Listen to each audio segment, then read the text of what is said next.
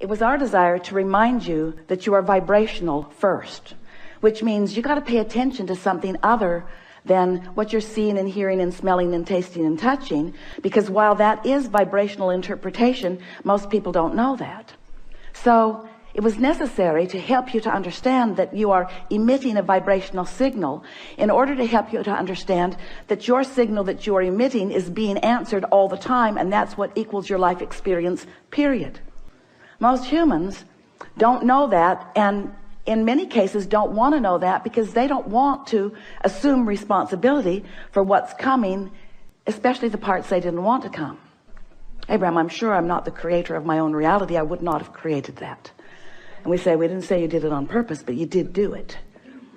You did do it. Sounds a little blameful, doesn't it? You did do it. But when you realize that you have creative control of your experience, because you have vibrational control of your experience, because you have focused control of your experience, because you have the ability to focus, then you say, all right. But then when it's hard, you say, not all right. This shouldn't be this hard. This shouldn't be this hard. And then you say something, which is the last thing we ever want to hear from you. I'm not good at this. But you are good at it. You just don't know you're good at it. You just haven't practiced being good at it in the way that really gives you the clarity. And that's really what we're going to be talking about here today. If you've been following us for a while, you've heard us say that you are the creator of your own reality. Blah, blah, blah. Enough of that. And that you live in a vibrational universe. Blah, blah, blah, blah, blah. Enough of that already. But you do, and you are. So, blah, blah, blah. So, here you are, the creator of your own reality. And life is constantly throwing things at you, isn't it? Well, it's not really like that. Life is happening around you, and you're observing, but it really isn't after you. It's not testing you. It's not challenging you. It's just being around you for you to observe. It's just this magnificent palette for you to play in. So life is happening around you, and you are participating in it through your observation, through your memory, through your awareness, through your conversation. You're participating in it. And as you are doing that, you are coming to lots of conclusions, many and every day, of what you want. Because life helps you to know what you don't want. You know what you don't want. You know what you do want. You know what you don't want. You know what you do want.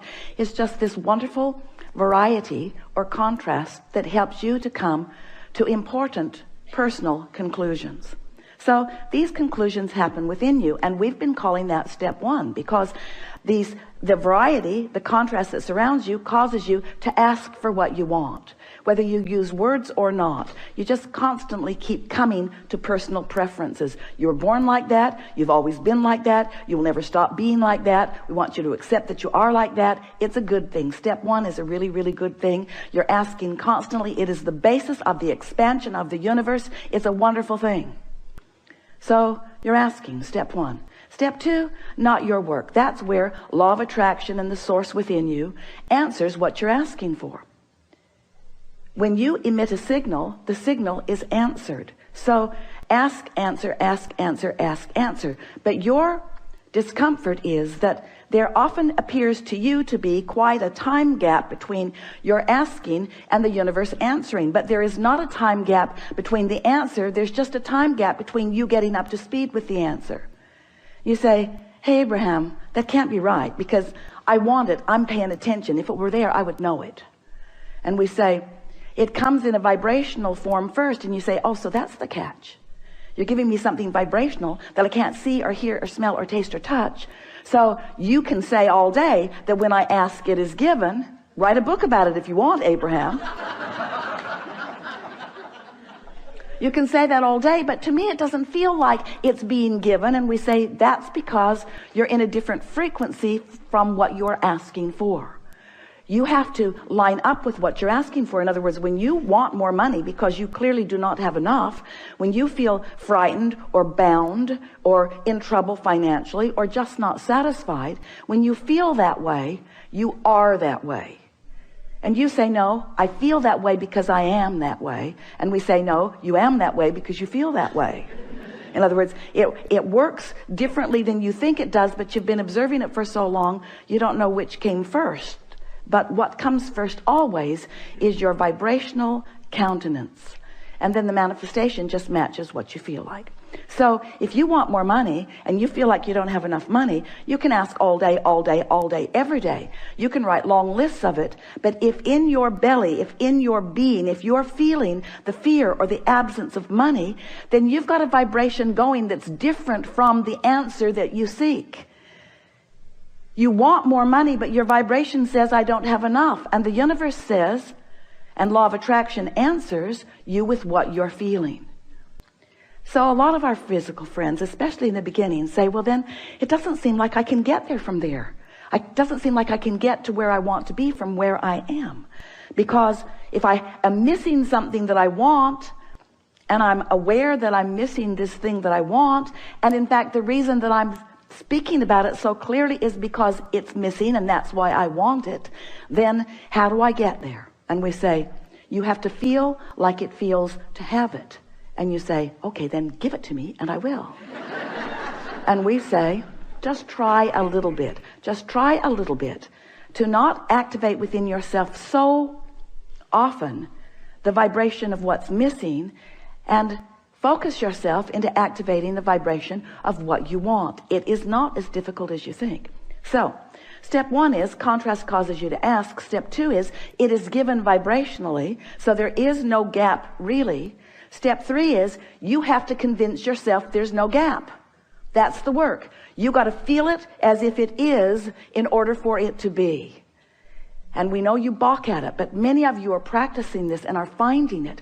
Many of you are understanding the laws of the universe, and you're finding ways to focus yourself into feeling good without needing all of the evidence to be there first. Do you hear how important that is?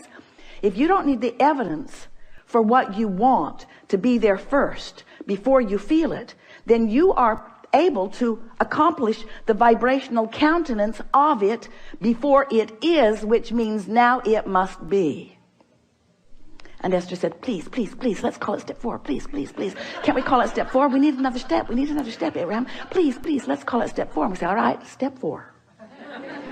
So you ask, step 1. Source answers, step 2. You allow it, step 3. But now we've been talking to you for a while. You've been keeping up with us pretty good.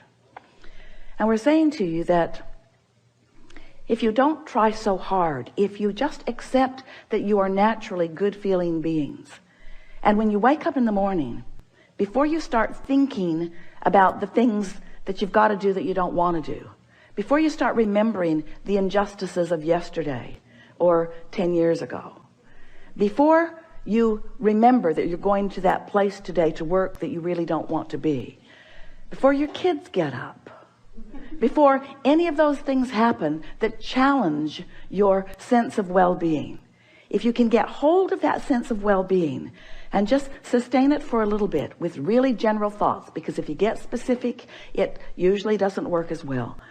Get into an attitude of appreciation and milk it for just a little bit. Law of attraction will help you out, because law of attraction says that that which is likened to itself is drawn, and law of attraction will give you, it's not really giving it to you, it's just the way it is. It's like gravity doesn't give you attachment to the planet. It just is. So law of attraction provides for you this consistent life experience. So to make it very clear and blunt, we like blunt, you have 17 seconds to sustain this thought and move it into something even more powerful. 17 seconds and another thought like it joins it. And there is power, manifestational power in that, crossing that 17-second mark, that most people don't know about, or when they wake up, they would make very sure that they stay there for 17 seconds. So if you find a good feeling thought, or better said, if you wake up and don't introduce a not good feeling thought, because when you wake up, there's no thought. During that time of slumber, you have stopped the momentum of all thought. That's really an important thing to understand. You don't know that mostly because you wake up and you start thinking so fast that you pick up your momentum right where you were and start it all over again. But when you slumber, momentum of thought stops. Law of attraction is suspended for you. Your point of attraction is no longer attracting. So when you wake up, you have a really good possibility of getting out of the bed on the right foot. Getting out on the right side of the bed. These are your words. We don't like them very much, but we thought you'd relate. You have a very good possibility of getting the vibration going the way you want it to go. And your best possibility is first thing in the morning. First thing in the morning, before there is any other momentum going. So we've been talking about this for a while. And Esther really listened. So she decided that she was going to wake up on that first morning and she was going to sustain her good feeling that she had awakened with. And she didn't make it until breakfast. Quite annoyed with herself, which didn't help. But the next day, she tried it again and didn't make it much past breakfast. Then she discovered that if she just wouldn't read her email, it would help. So her dominant intent became to sustain this feeling of well-being as long as I can. Just sustain it. And what she began noticing about the second week and third week and fourth week of doing that was that not only was it easy to find and maintain that frequency of feeling good, but there were all kinds of other benefits that began coming to her that these words won't give to you. You have to do it and find it yourself, because words don't teach. So we're just explaining to you what Esther experienced. She found a new clarity that was not within her before. She found a sort of stable ride. She remembered Jerry's story of shock absorbers. He used to tell a story about he got a new car. He was test driving it. It was a beautiful Cadillac, and it was in San Diego. And the salesperson took him down a road that Jerry thought no nice car should ever be on. And he was amazed at the ride that that car gave him, even on a very bumpy road, because the suspension system, the shock absorbers were such that even though there were bumps in the road, he did not feel them in that car. And he used that analogy always, and it's the same analogy that we're offering to you here. When you find vibrational alignment with who you really are, and you sustain it for a period of time, what happens is you get shock absorbers. So even though the same sort of things may be happening around you, you might even see some of them, although law of attraction makes it less and less likely that you're going to participate on any personal level with anything unwanted once you begin sustaining this vibration of well-being. But the whole point of all of this, we don't want you to become so vibrationally snobbish. Esther says, I'm a vibrational snob. I like clarity and I will not accept confusion. But when you care about how you feel and you practice it until you're in this place where you are sustaining it more consistently, then you don't feel like you felt before. You know how when you first start knowing that you are the creator of your own reality, and you get feeling pretty good, and then someone says something that takes you away from your good feeling, and you think to yourself, I'm never talking to you again. I'm going to avoid you. You are a downer. But then you find yourself in a sort of state of avoidance everywhere. You can't watch television. You can't really go out in the world. You have to give your children away. You just can't barricade yourself into enough solitude to really maintain the vibration, and you give up so much by trying to do that. The benefit of alignment shouldn't have to pay the price of being a hermit. You should be able to practice your alignment until you're so good at it that you can go anywhere, be anywhere with anyone, and maintain your vibration. And let's call that step 4. Because Esther wants to.